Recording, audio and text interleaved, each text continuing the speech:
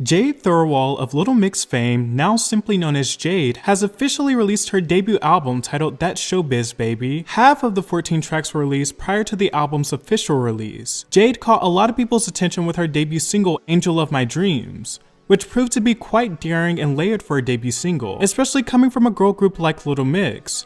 The song goes so many places within its runtime. There's 2000s electro pop influence, 80s power pop, and dramatic balladry, with the title being squeezed into a hook that sounds like it was engineered to get stuck into your head.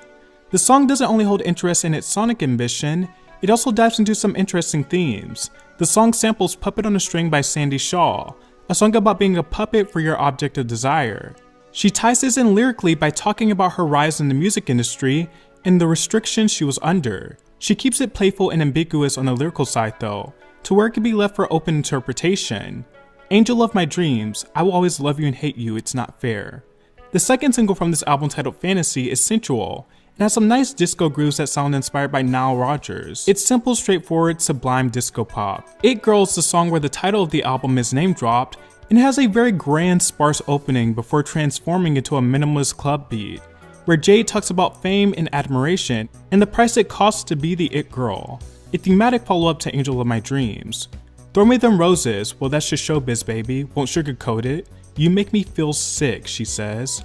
Sign on the line for me, baby smile but don't show your teeth. Say goodbye to autonomy, now your body belongs to me. As good as Jade's vocal performance on this song is, the song feels like it never reaches the climax it sets out for, and like a bridge would serve it, but what is provided is still some ear candy.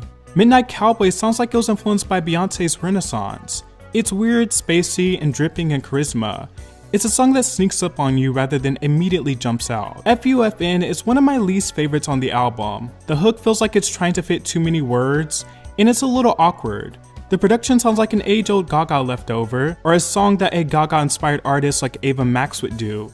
It's one of the most anonymous sounding songs on the album. Plastic Box is a quaint pop number that's reminiscent of the work of Robin, where Jade talks about wanting to have someone's heart fully and wanting to love them as if everything is new.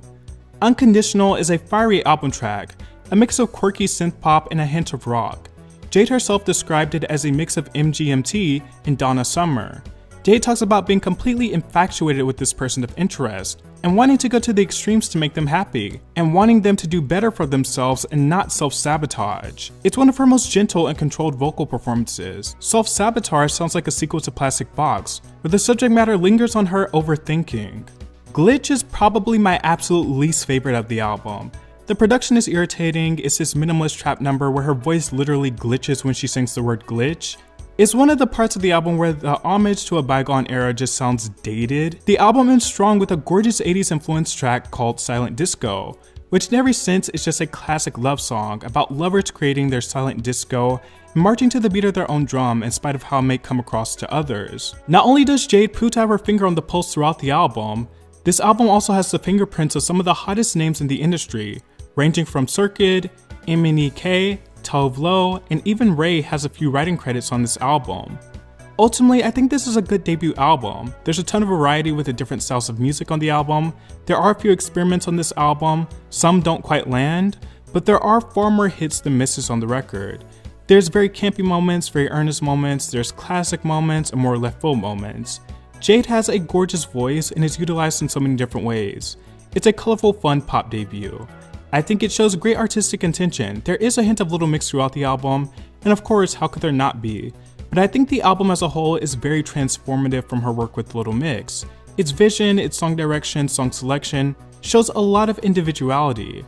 I do prefer the first half of the album, that's where most of my favorites line up. That Showbiz Baby is a nice offering in a year of muted pop music.